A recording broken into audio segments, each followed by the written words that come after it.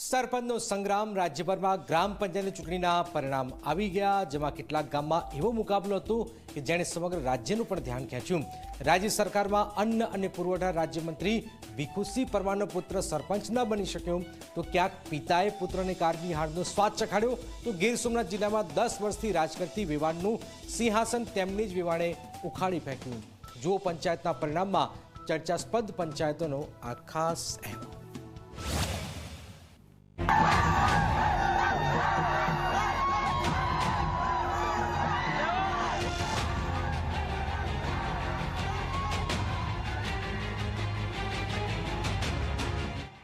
અરવલ્લી જિલ્લાના જીતપુર ગ્રામ પંચાયતમાં ચૂંટણીનો જંગ ખૂબ જ ચર્ચામાં રહ્યો। રાજ્યના મંત્રી ભીખુસિંહ પરમારના પુત્ર અને સરપંચ પદના ઉમેદવાર કિરણસિંહ પરમારને અહીં કારમી હારનો સામનો કરવો પડ્યો।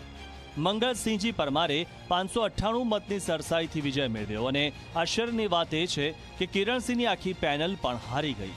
કરી थी ઉપર સરપંચમાં પરમાર મંગલસિંહ ગોબરસિંહ જે મંત્રીશ્રીના પુત્ર શ્રી કિરણસિંહ જે ભીખુસિંહ મંત્રી છે એમના પુત્ર કિરણસિંહના સામે ચૂંટણી લડી રહ્યા હતા।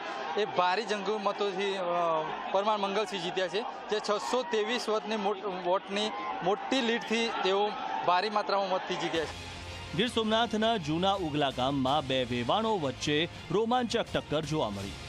છેલ્લા 10 વર્ષથી સરપંચ રહેલા ભાવના વિનોદ નંદવાણાને તેમના વેવાણ જયાબેન નરસિંહભાઈ ડાંગોદરાએ હરાવી દીધા।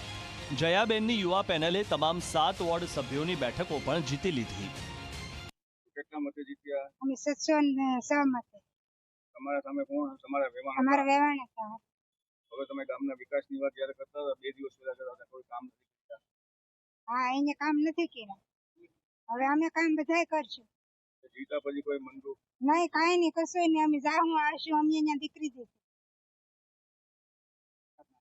અમારા વિકાસના કામ બધાય કરવાના છે, રસ્તા રોડ બધા। ડાંગ જિલ્લાના ગલકુંડ ગ્રામ પંચાયતમાં ચૂંટણીએ બધાનું ધ્યાન ખેંચ્યું, કારણ કે અહીં પિતા પુત્ર વચ્ચે સરપંચ પદ માટે જોરદાર જંગ જામ્યો હતો।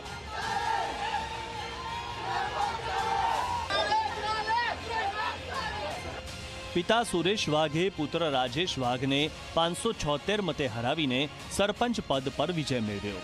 આ રોમાંચક મુકાબલો ગુજરાતમાં ચર્ચાનું કેન્દ્ર બન્યો।